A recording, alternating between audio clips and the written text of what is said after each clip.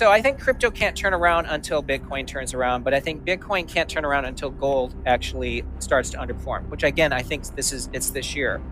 I think you don't want to lose hope in Bitcoin. It's been a better store of value than gold, even though gold has looked better in the past year. So if you ask me in 2026, I think gold is going to underperform Bitcoin. You don't really have to worry about the bottom. If you've already seen a decline, you should be thinking about opportunities here instead of selling. In 2025, gold emerged as the dominant store of value asset, delivering a remarkable 73% return over the year. By contrast, Bitcoin struggled, declining nearly 29%, prompting widespread skepticism and fueling what many describe as a crypto winter. Yet this apparent divergence does not signal the end of Bitcoin's narrative as a premier store of value. On the contrary, Tom Lee argues that 2026 is poised to mark a resumption of Bitcoin's broader narrative, supported by structural, macroeconomic, and technical factors that suggest digital assets are ready to reclaim their place in investor portfolios. Before we go on, please take a moment to like this video, subscribe to the channel, and turn on post notifications for more content like this. Every action helps with the YouTube algorithm and greatly supports the channel's growth. Thanks for your support and enjoy the video. I want to talk about why gold kind of won 2025, but I think this is the year that Bitcoin is going to resume its narrative as a store of value. So gold won 2025. If you think about this, both are stores of value, but gold rose 73% in the past year, while Bitcoin is down 29%. And I think this caused a lot of people to throw in the towel around Bitcoin, and I think it's part of the reason why we're in a mini winter. There's 5 reasons gold can do well, okay? The first is geopolitical uncertainty, but in that scenario, crypto should do well. The second is dovish central banks, and in that scenario, crypto should do well. The third is currency debasement, which has been happening, and again, gold does well and crypto does well. But there's 2 other scenarios where crypto won't keep up with gold. One is if there's a lot of price momentum in precious metals. And the second is that if there's a loss in the fiat system entirely, because as you know, Bitcoin is digital money. And if we stop using money altogether, Bitcoin's not going to outperform. So I think that this is the scenario that took place, okay? And so the question is, are we at the end of that period? One way to think of it is, I think it's probably near peak gold. Gold today has a $41 trillion total market value, okay? That means it's bigger than the S&P 500. In fact, it's the same size as the entire Asian stock market. And here I'm highlighting that just the intraday move in gold on January 31st was $5.2 trillion, okay? That's 4 times the size of Bitcoin itself. So gold has gotten so big that when gold makes big moves like that, it's going to trigger margin calls everywhere else. And I think if you're wondering why Bitcoin got clobbered this year, I think it has to do with the fact that gold has just gotten so big. But here's the thing. Is gold a good store of value? Well, since 1971, I've plotted gold's return versus inflation on a 3-year rolling basis, okay? And every time it's red, gold did worse than inflation. 48% of the time in the last 50 years, gold has not stored value. It's done worse than inflation. And then since Bitcoin was created, okay, Bitcoin has only underperformed inflation 5 months out of 160 months, which means 3% of the time. But in that same period of time, gold underperformed inflation 44% of the time. So again, I think you don't want to lose hope in Bitcoin. It's been a better store of value than gold, even though gold has looked better in the past year. So if you ask me in 2026, I think gold is going to underperform Bitcoin. I think so. I think crypto can't turn around until Bitcoin turns around, but I think Bitcoin can't turn around until gold actually starts to underperform, which again, I think it's this year. Beyond Bitcoin, Ethereum remains central to the evolving crypto ecosystem. Tom Lee emphasizes that historical volatility is a feature, not a flaw. Since 2018, Ethereum has experienced declines of more than 50% on 8 separate occasions, yet each downturn has been followed by a complete recovery, a V-shaped bottom. For example, last year Ethereum fell 64% from January to March, but fully recovered, illustrating the resilience built into its market structure. And so let's turn to Ethereum. A lot of people are frustrated, but keep in mind Ethereum, since 2018, has fallen more than 50% 8 times, okay? In fact, last year, Ethereum fell 64% from January to March. But 8 of 8 times, Ethereum's had a V-shaped bottom, okay? So it's recovered 100% of the time with almost the same speed it fell. So if you ask me, I don't think anything's changed. Is Ethereum going to have a V-shaped bottom after this decline? Yes. But obviously your question is, has Ethereum bottomed at 1890? We have at Bitmine, we work with Tom DeMark, who's I think one of the best market timers. He says that Ethereum just needs to touch 1890 again, which he calls an undercut, and then that would be a perfected bottom. So I think from our perspective at Bitmine, we think Ethereum is really close to the bottom. And I think it's just like the fall of 2018, fall of 2022, fall of 2025, or sorry, April 2025, you don't really have to worry about the bottom. If you've already seen a decline, you should be thinking about opportunities here instead of selling.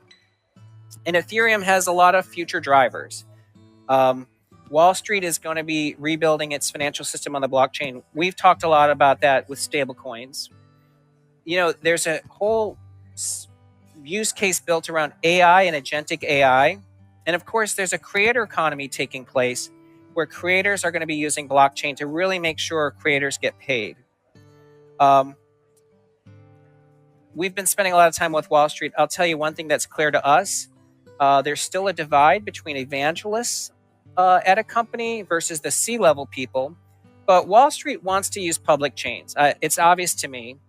And they want to really be supported by a broad community, which is why I think you're going to see especially some critical announcements in the next few months around major financial institutions using Ethereum. And that's already been the case. And we know AI is gaining a lot of visibility. I like this tweet yesterday from Vitalik. I agree that enabling trustless and private AI interaction and Ethereum is an economic layer for AI makes a lot of sense. Okay.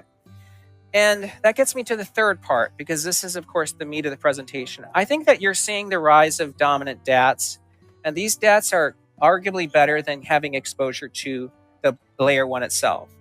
The two dominant DATs so far are MicroStrategy and Bitmine. You can see by far we're the two largest holders of cryptocurrencies.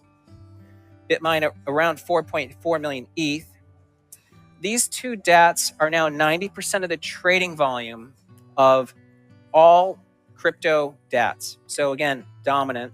And you can see here, Bitmine is 5 times larger than the next largest DAT for Ethereum. And it trades 14 times more trading volume. And trading volume is really the lifeblood of a DAT because that's how we access the capital markets. And if you're skeptical if you can make more money owning a DAT than the underlying layer one, look at the performance. Bitmine was essentially created on June 30th. The stock was $4.50. From June 30th to December 31, Ethereum was up 22%. But look at Bitmine, it rose 500%, meaning it outperformed Ethereum by 48,000 basis points. And look at 2026. Ethereum, of course, really took a punch in the gut this year. It's down 32%, but Bitmine is down 21%, so it's outperforming by 1,100 basis points. So the reality is that a properly structured DAT is going to provide you outperformance versus the layer one. And I'll explain why. There are 4 pillars of growth for Bitmine, okay? And again, once you hear this, you'll realize the best days for Bitmine are ahead. The 4 pillars are: we're going to maximize yield on the treasury, we're going to invest in moonshots, we're productizing Bitmine, and we're playing a role in bridging TradFi and DeFi. And all of these are important roles of us as a DAT. So how do we optimize staking? Well, maximize yields. We're going to optimize our staking yield. We have alpha strategies because we have Tom DeMark and Mosaics as our advisors. We're optimizing our yield on the cash, and we're doing accretive capital market transactions, which, of course, in the future could include M&A. By the way, we also have no leverage. Bitmine is debt-free. We have a positive cash balance of around 600 million, so we earn money every day. In fact, we provide weekly staking updates. We've staked roughly 2/3 of our ETH, and that's generating 200 million a year in rewards.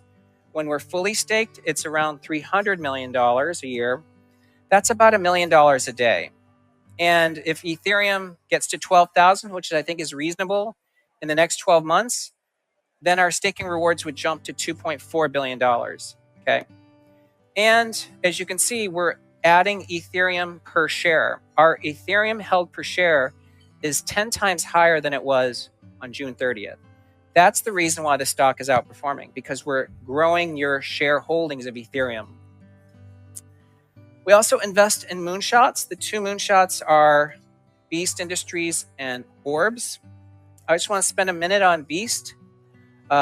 If you're over age 30, you may not understand who Mr. Beast is, but they did just announce they're buying a bank, a neobank called Step. We were aware of this when we made our investment into Beast late last year. Of course, we can't talk about what Beast is going to do, but here's the thing. Beast has a chance to be the financial institution of their generation, okay? So if you go back to the baby boomers in 1980s, Charles Schwab was created for baby boomers. And for Gen X, if you're Gen X, then BlackRock and Blackstone were your financial institutions created in your lifetime. And if you're a millennial, you've had institutions like Robinhood, Chime, and SoFi, okay? Well, here's the thing. Mr. Beast is the leading creator for Gen Z and Gen Alpha. That's 120 million people. It's bigger than millennials, and he is the guy. So he is basically the next Robinhood, SoFi, Chime combined. And of course, these people aren't necessarily wealthy today, but remember, Robinhood's customers 15 years ago weren't really wealthy either. But there's a huge amount of wealth transfer that's going to take place. So Beast's customers, as they go through their journey in the next 10, 15 years, are going to not only be, a huge cohort, but they're going to be the largest and wealthiest generation ever. And he's, by the way, got 1 billion followers. So this is why it's important for Bitmine, because now we know what's native to Gen Z, Gen Alpha. It's really having a digital asset life, owning cryptocurrencies. We're going to be able to be very synergistic with what everything Beast is doing. And finally, we have, of course, our Maven staking operation, which is going to generate quite a lot of staking yield for us, and we're going to be staking for other folks as well. And our staking operation is going to stake for other clients tokens like Solana and Canton. Okay.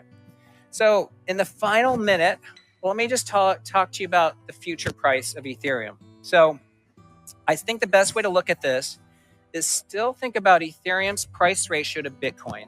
Okay. And the 8-year average is 0.0479. So if Bitcoin gets to 250,000, which I don't think is a stretch, that would value Ethereum at $12,000. But I think that's too low. I think Ethereum is really the story for the next 15 years around crypto, because that's where Wall Street's going to build, and that's where AI is going to take place, and also where creators like Mr. Beast are going to be building products. So it may recover to its 8-year high, 2021 high of 0.0873. That's $22,000 Ethereum. And of course, it can go higher if ETH becomes a payment rails like Joe Lubin talks about. So Ethereum and Bitmine's price are highly correlated. Okay.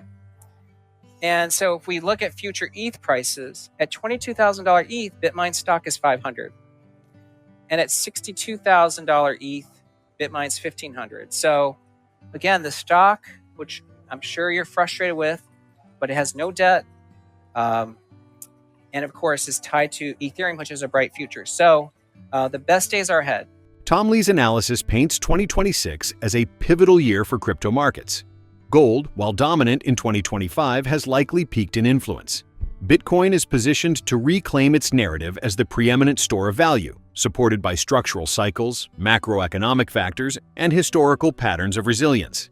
Ethereum continues to demonstrate cyclical recovery, supported by staking, strategic investments, and institutional adoption.